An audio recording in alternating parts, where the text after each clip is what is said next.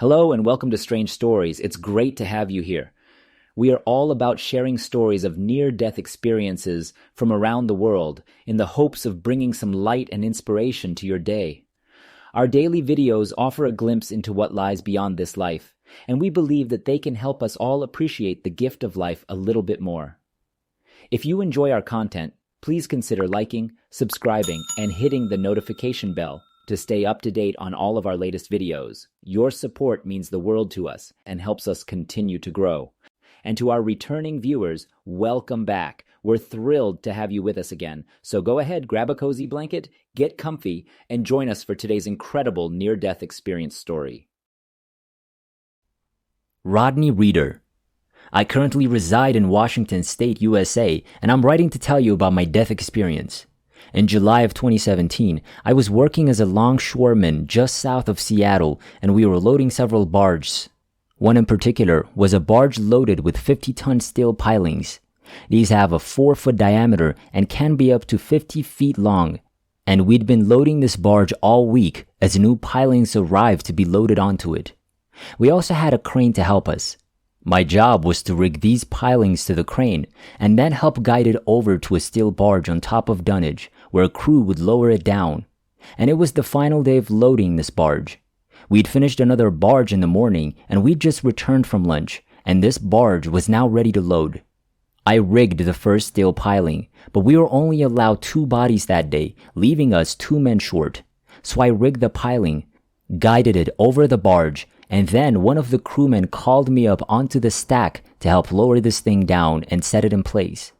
Under duty, it was hot, warm, about 50 degrees, so I climbed up the ladder, got to the top, lowered it, and then I looked at my watch, which was about 1 o'clock, turning 1 o'clock. I then proceeded to climb the top rungs of this big steel ladder, and if anyone has ever been on the end of a table and experienced being jarred or pushed off because someone hits the table outside of you, that's what happened to me. So either a tugboat or another barge collided with the barge I was on, and the steel ladder and I separated from the stack about 25 feet up in the air. Everything then slowed down. People talk about sensitivity, and I've heard it in other reports where time slows down and you see everything happening slowly, and that was happening to me. I felt like I was always trying to grab onto the steel beam ahead of me. I could feel the dust and rust particles on the steel barge, sorry on that steel piling slowly as my gloves and I tried to grab a hold, and I kept looking down slowly. Then everything just slowed down even more, and as I turned to face the ground, I basically just said, "Ah yes." That was the end of it. I was then yanked out of my body with a pop around the 45th minute. And it's a good thing I don't remember because my body and face collided with the steel ladder as it struck the steel barge's floor. So I was spared that part. But at the time, I had entered what is known as the void. I was in complete darkness, with no body and only my consciousness. That's what it felt like if you've ever gotten into the bottom of your blankets in bed or in a warm sleeping bag. It was comforting. There was no concern, no fear of death or anything else. I was simply at ease, all warm and cozy in that lovely blanket of darkness. But as time passes, I'm looking around and just looking at everything in peace. There was no time, no effort, and no reason to be concerned. And then, as if struck by lightning, the light appeared, which I then proceeded to pass through. And as I emerged from the light, well, I was in the light, but I found myself on a gravel path in a tree grove. It was also a very narrow path. And no body, just the full consciousness winding down through this path. I had no idea I was on the side of a mountain. I emerged onto a mountain ledge, looking over a mountain valley in a place Earth-like but not Earth. Absolutely stunning. A deep and broad mountain valley. There were 3 levels below that. And on the lowest level, I'd say there were thousands of beings. I'm going to say beings, not necessarily human beings. Then, on the second level, there was a large golden portal in the shape of a rectangle. Some people have seen this in reference, the Halls of Valhalla, or they'll see a doorway, and you might see it on YouTube or another Viking-related show by chance. I've seen something similar to what I saw, but it was a golden portal to me. Then, on the third and highest level, there were jeweled marble halls. It resembled a Greek Parthenon. However, the marble is glistening with jewels. and I was standing on the precipice once more. I was looking out at all of this, and despite the fact that I had previously been a hang glider pilot, I felt myself gliding down into this green, lush field that ran the length of the valley, and I collapsed amongst the grass, and it's almost as if the love emanating from the grass was recharging me. Nobody knew what was going on at this point, but I'm just laying there in the grass. At a microcellular level, I was literally looking into the grass. I could see the cells moving around within the grass. Taking this cover off again felt like I was being recharged. The love in the entire area felt like liquid love. It was almost as if it had coated me. You'd be able to feel the texture. It was extremely intense. It's not the same as the love we have here in this physical presence, but the love had weight and texture, and you could feel it on you. And it's a child's love multiplied by 1,000,000. It's almost impossible to describe it in words. But the only way I can describe it is as liquid love because it coats you. And again, I was lying in the grass contemplating, just relaxing for the longest time. Again, I'm not sure what my body or what I'd gone through, but it felt like a recharge. As if I needed it, as if this was here to prepare me for something else or anything I'd gone through. And then I started to feel, and while time was irrelevant, I felt I shouldn't be here. Something isn't quite right. But I've never felt such complete and utter bliss. It was pure bliss. There was no pain. I mean, it's difficult to explain and put into words, but it was just there. But the silver mist began to creep through the grass and towards me. As the silver mist approached, 7 light beings appeared and surrounded me. They were the most brilliant bluish-white lights I'd ever seen. You can't see any facial structures. If anyone has seen the film The Knowing, this is the best way to describe it. At the end, this boy and his father were taken up by these angelic beings or something, and that's the best way I can describe it. I didn't see this movie until after I had died, and it gave me chills because these beings were similar to it, but they were the brightest white. I mean, it was super bright, simply encircling me, and then they surrounded me, and I'm not sure how long I talked to them or what I did with them, but we knew each other, but they were 7 feet tall, and there were about 7 of them. And then, as they surrounded me, I had the sensation that they had placed me in this small tube, almost like a straw, and I'm looking up at them because I'm in this vortex. And then I started to go downhill. I was basically put feet first. But even though I still had no body, I was looking up as these beings began to fall and be shot down this rainbow vortex. Some call it a rainbow vortex, or as they say, the rainbow bridge. Today, this was where I was going, and I kept going down. And while I was still looking, I could see the beings, especially the taller one of the 7 of them who was staring at me. And you can almost sense the love it was still sending my way. And I was crying because I was like, I'm leaving this place. Perfection. Bliss. I'm on my way down. No way. No how. I'm on my way down. And I'm not sure how long I was gone, but it was a long time. And then, there's still nobody. It felt like the right side of my face was closing in on itself, and all I could see was out of what I would call my left eye. Then the pain began to set in. Oh my gosh, the pain was excruciating, and it was just like every single tooth in your mouth exploding, with the worst tooth you've ever had just entering my body. And then I continued down into this tube. And then I was slammed into my meat sack body. And I'm in there for a second, just disoriented because I went from basically spirit form to flesh form, and it was extremely unpleasant. I mean, it took a little while to associate, and then I felt like my eyes were opening up visually. And here I had all these other beings, humans around me at the time, staring at me and opening up, shocked that I was alive. They had taken my body and placed it on a flat, then brought over a loader and lifted my body off the barge, bringing it into the home office about 60, 70 yards away and placing me on the wood floor. They had never called 911, and there was no ambulance. I didn't need medical help, but I was dizzy. They were just shocked that I was still alive. He's still alive! He's still alive! They then picked me up as if I were dead weight. At the time, I weighed 260 pounds. When they picked me up dead weight, I felt a scream in my left shoulder.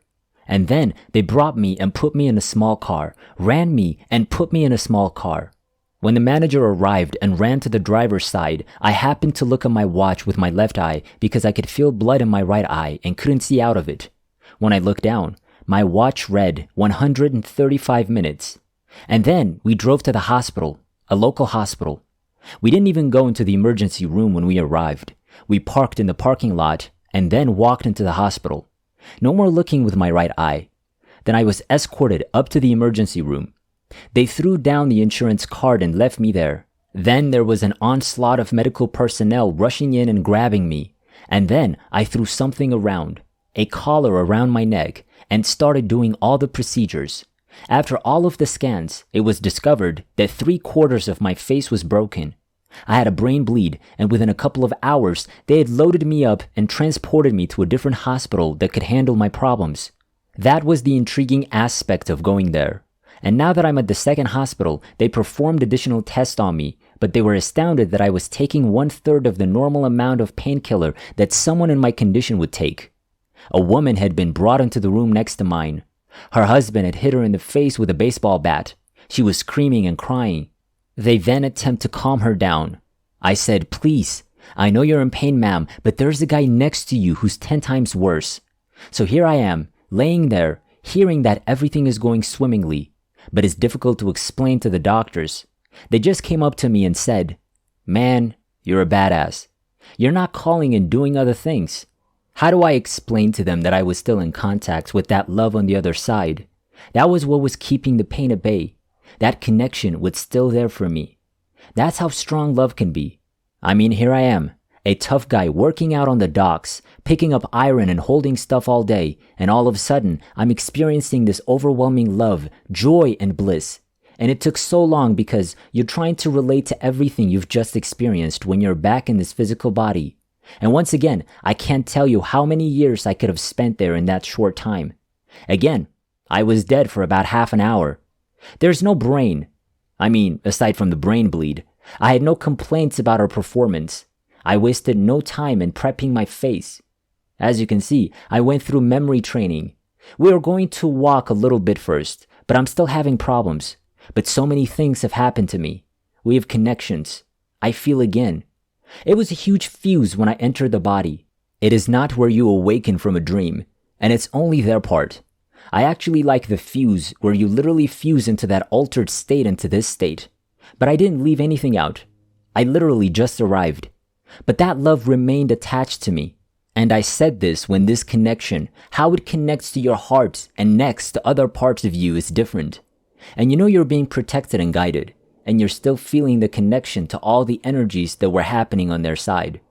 Now I'll tell you a quick story about a year and a half after my first 2 surgeries, when I had this strange feeling I had to go to work with composting worms.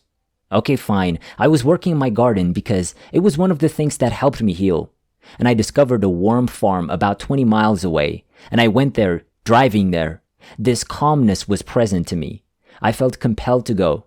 I had to leave. And I went there and discovered that the place was getting crowded. And while I was getting my worms, I began conversing with 2 of the worm farm workers. And as I'm saying this, one of them approaches me and I have an odd feeling about him. And he approached me, put his hand on my shoulder and said, "You're connected. Didn't you perish? And then you died, but you're still connected and will always be." And lo and behold, if anyone has ever been interested or seen pictures of Saint Germain, this was Saint Germain in the flesh. Tell me about it and show me, and I'm going to talk about chills. And I got chills like a crazy rating of this feeling. And then, a few years later, I learned about the I am affirmations, and then I learned about working with Saint Germain. Then I saw pictures of him with the etheric Saint Germain images, and I nearly died. Oh my goodness, that was him, I thought. I was linked. That's why he was telling me I'm linked. Still demonstrates that we maintain that connection all the way through. We're still doing it right now. Maybe a different body form or higher mental body is still attached to that part. You know, connected there. But it gave me enough comfort in the physical form to reduce the need for medical pharmaceutical products coming into my body.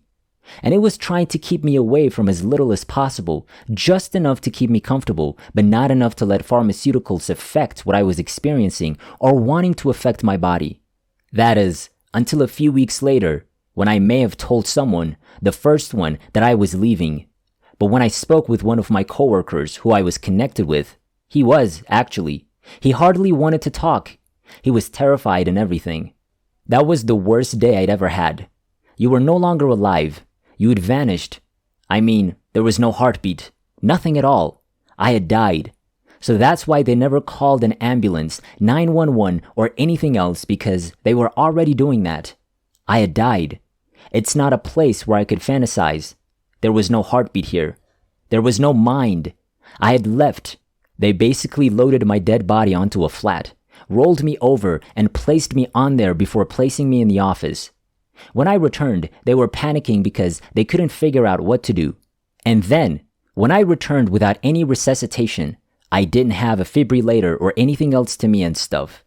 The strange thing is that I've had much of what I experienced on the other side manifest on this side after the event. I've seen these gravel paths on TV and other shows where a golden portal appears. I've seen apartheid and other parts of them talking, or people talking about the library knowledge or whatever that building was. It could be the Golden City, but it's where? And then there's the Ascendant Masters or other beings out there that I may have met or spoken with. So I was gone when I got to this stuff. It's not where people can say, I was gone for 5 minutes when I came back out of body, or they thought something happened. I was literally killed as a result of blunt force trauma. Aside from my face, my left pectoral major was completely severed from the shoulder, which was not discovered until 6 months later. And all the other trauma I had, broken ribs, nose, face, it was just awful.